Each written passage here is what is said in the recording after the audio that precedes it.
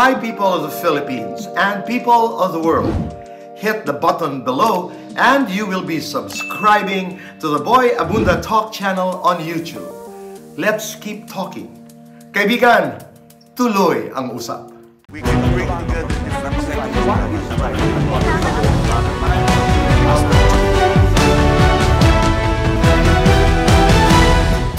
The Political Conversations with the Mayors, Part 1. Jeremy, maraming salamat. Maraming salamat din. For your time, for you being here. Wala naman po makakapigil. Gusto ko rin po makapag-share sa inyo. Maraming salamat. And talking about it, pag meron kang gustong gawin na mabuti para sa'yo, para sa bayan, walang makakapigil sa'yo. Ay, wala po. Basta ako kasi, ang priority ko para sa bayan. Kasi ang kailangan ng pangarap mo para sa bayan, isunod mo na lang yung sarili mo. Kasi magagawa mo naman yan in future. Pero yung para sa bayan, gusto mo maayos. Lahat ng programa nakakababa sa mga mamamayan, lahat ng serbisyo ng pamahalaan ay maabot. Ikaw ang mag-aabot, hindi sila ang para pumunta sa iyo. Alam niyo, Tito Boy, yung dumaan na pandemic, kasi first term ko po yan eh. Yun talaga yung bumungad sa akin. Pandemic mayor nga kayo. Pandemic talaga. Challenge agad, di ba? Kwento mo sa amin, umpisa ng pandemic, nasaan ka? Ano ang iyong pananaw? Ano ang iyong ginawa? Paano mo inorganize ang iyong pamamalakad sa Angono para epektibo ang serbisyo mo sa tao? Simulan natin, Tito Boy, dun sa ano ang gagawin ko. Okay. Diba? Tinanong ko sila, anong gagawin natin? Pinatawag natin lahat. Lahat ng mga tao na involved na para sa isang team. Gumawa tayo ng solusyon. Kasi may mga kanya-kanyang opinion, may mga kanya-kanyang suggestions. Pero syempre dun tayo dun sa kung ano ang mapagkakasundoan ng lahat. Nakinig kami sa DOH, syempre kung anong pong gagawin. Meron din talagang nagkakaproblema dyan. Syempre lahat ng ambulansya gumagalaw. Lahat ng ospital puno. Saan ko ba kayo dadalhin? Nagtawag pa ako ng mga volunteers, ng mga health workers. Kasi limitado yung meron tayong mga health workers. At doon po, sa mga bahay-bahay. Tapos nagkaroon na kami ng isolation na facility na kung saan yung mga severe o hindi man severe, mga mild na patients. Tito Boy, gusto ko idagdag yung pandemic dahil meron din kasi yung may magandang naidulot. Dahil lang DILG, ginawa akong Discipline Ambassador ng Region 4A. Congratulations! Pandemic. Yeah, gulat din ako doon. Since you mentioned DILG, I've always been interested to know the relationship between local governments and the national agencies, particularly halimbawa LGUs and DILG. Kumusta ang inyong relasyon? Sa bayan po namin maayos dahil ang DILG, sabi ko, yan ang alarm clock Alarm clock ng gobyerno. Nagawa niyo na ba to? Reminder. Diba? Okay ba to? Kasi kami, siguro, Tito Boy, masasabi ko full compliance. Bakit? Kasi nabigyan kami ng DILG ng SGLG. Iyon ang Seal of Good Local Governance. Okay. Sa termino ko, Tito Boy, natigil kasi yan nung pandemic po Nabigyan ako nung last year. Ibig sabihin, may maayos at matinong pamaraan sa pamahalaang bayan. Diba? Ang bayan po na Angono, meron ng 5 SGLG. Diba? Ganon ang partnership. Ibig sabihin, ay lahat ng kung ano mga kailangang gawin ay amin pong ginagawa sa bayan. You know why Angono is very close to my heart? Dahil nung ako'y bata pa, nung ako'y nagsisimula sa teatro, madalas ako doon dahil kay Maestro Lucio San Pedro. Dinadalaw ko doon sa kanyang bahay. And then, I was a production assistant in the theater. The great Maestro Lucio San Pedro was conducting the Manila Symphony Orchestra sa ilan ng mga palabas sa Metropolitan Theater. So, na-expose ako doon sa iba't ibang klase ng sining, ng arte. Ang mga pamilya, Blanco, ang lahat ng yun. Of course, Botong Francisco. Kayo yata ang isang bayan na dalawa ang national artist? Kami lang yung bayan na napakaliit na, pero Napakaliit. dalawa ang national artist. Isa sa music, nandyan po si Lucia San Pedro. Sa visual arts, nandyan si Carlos Botong Francisco, nabanggit nyo na. Tama, di ba? At pagkatapos mo yan, syempre yung mga pamilya. Sunod-sunod na yan. Yung Tama. apo, Ako'y yung nangingilabot. nakakatuwa kasi yung ngayon, syempre, yun yung pinapalakas namin, yung turismo, yung sining at kultura ng bayan. Kami, hanggat maaari, ma-preserve lahat ng mga binabalik-balikan noon. Ano mga programa mo, Mayor, para mapanatili ito? Ang bayan lang po na Angono yung meron regional lead school for the arts. Wow. So, syempre, para makapaghubog ka pa ng mga susunod na henerasyon. Pagdating naman sa community, nagkakaroon din na yun ng mga workshops, mga libreng workshops, na ang magtuturo yung mga artist. Galing. Pagdating sa pagpipinta, sa music, sa dance, nandiyan yan, lahat tuloy-tuloy yan. Kaya nga sabi ko, Tito Boy, ang bayan ng Angono, ang art capital of the Philippines, Yes. ang nakasalo ng kaartehan. Hero ko lang yan. Pero napakagandang kaartehan. Opo, at ang Home of the Gigantes Festival. That's Ay, yun true. ang pinupuntahan tuwing Nobyembre. Mm. Ang kapistahan ni San Clemente, pistahan ni San Isidro. Tama. At syempre yung laging pinupuntahan po pag Holy Week, yung Salubong at Bate. Hindi nawawala. At ang napakagandang simbahan. Opo. Pag-usapan natin ang ibang bagay. I know you started very young. At 17, you were involved already in Sa Guniang Kabataan. Sangguniang Kabataan hanggat narating mo ang iyong posisyon. Did you always want to get into politics? Nung bata ako, gusto ko privacy. Pero, dito ako minulat ng tatay ko eh. Ilang taon ako, 4 or 5, bit-bit niya ako kung saan-saan. Tapos minsan wala siyang oras. So nakikita ko yung parang kung magiging ganito ba ako, wala akong oras sa anak ko. 'Di ba? Wala ba akong oras sa pamilya ko, hindi ko gusto makakasama. Pero Tito Boy, nung napasok ako ng politika, ito pala yung ginagawa ng tatay ko. Ito pala yung mga kailangan ko intindihin. Ito pala yung mga kailangan ko pag-aralan. So lahat yun, habang tumatagal, hanggang ngayon, Tito Boy, wala namang tigil sa pag-aaral eh. Kahit sino eh. Basta gusto mo yung ginagawa mo, nag-i-enjoy ka. Minahal ko na eh, niyakap ko na yung politika. Kaya, ito na ako ngayon, may pangarap sa bayan, tsaka pangarap sa sarili.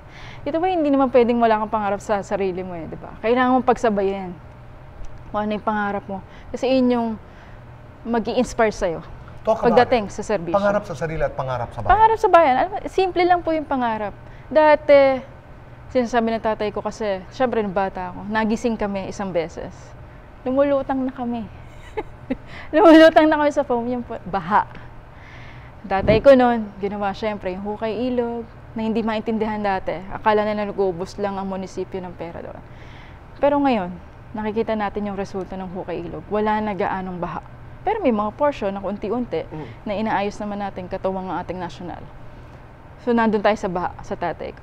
Ngayon, sabi ko, sa tatay ko, dahil andito na ako, Pa, ang ganda pag subdivision, ano?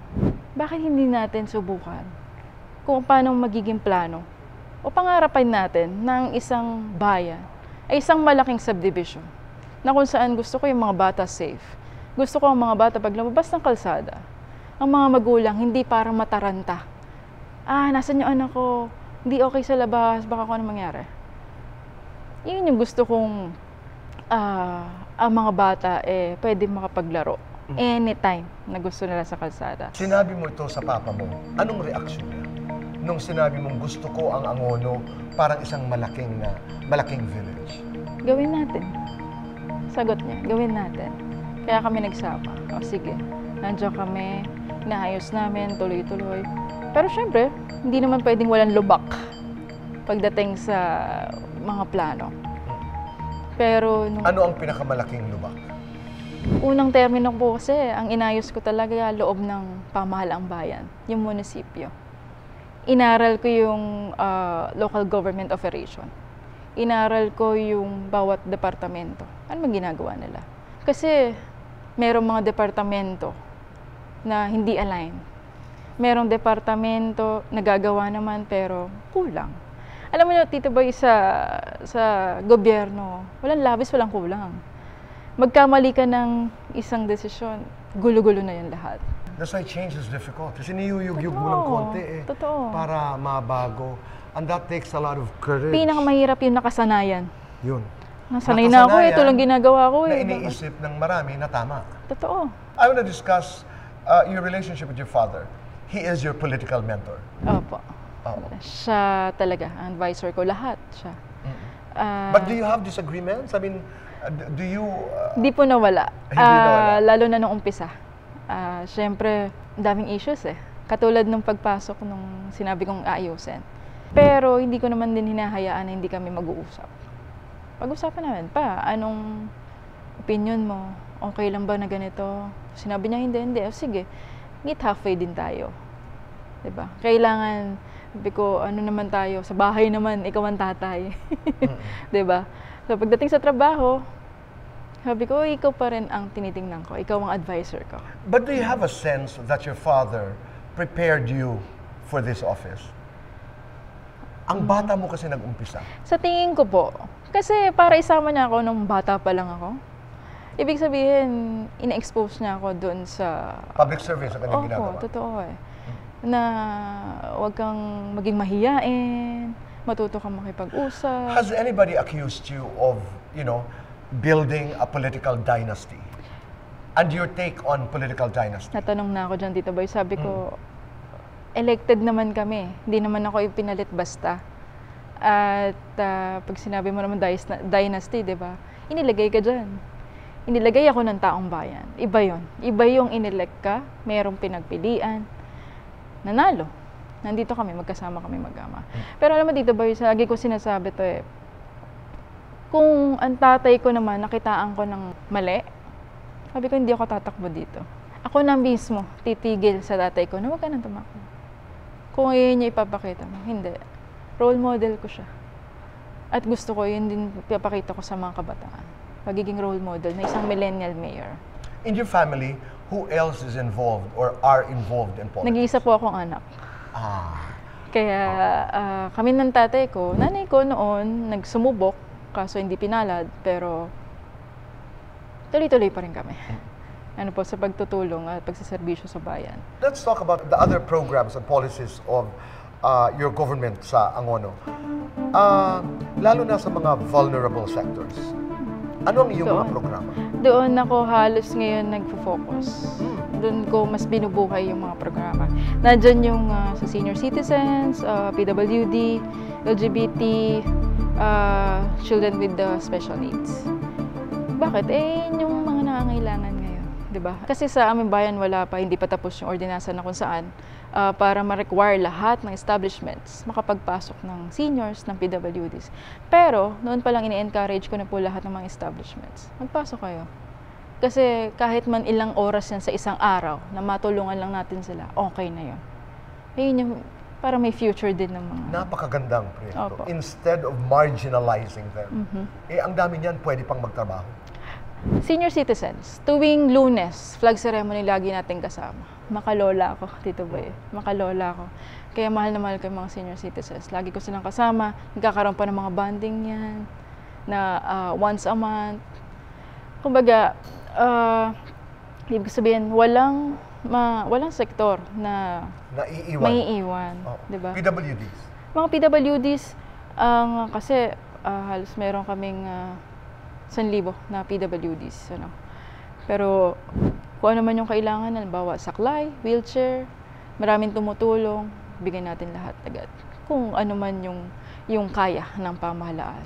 Children with special needs, hindi tayo tumitigil dyan pagdating sa financial assistance. Panggamot nila, pag-therapy nila, isa pang ang program yan, Tito Boy, gusto ko yung magkaroon ng isang facility na kung saan ang mga children with special needs, na pwedeng mapuntahan. What programs do you have for the LGBTQIA+ community? Ngayon sila nagkaroon kami unang pagkakataon na nabuo ang LGBT sa Angono. Nagkaroon ng mga officers, sabi ko magkaroon din ng mga komitihan na kung saan ay para pagdating ng mga kung anong meron ng pamahalaan, madali naming maibababa sa kanila. Pero ngayon, ginagawa nila ay pagkakaroon ng mga seminars pagdating dun sa mga livelihood. So, kung anong mga trainings na pwede namin ibigay sa trabaho. Karoon din kami ng libre ng mga trainings para sa kanila.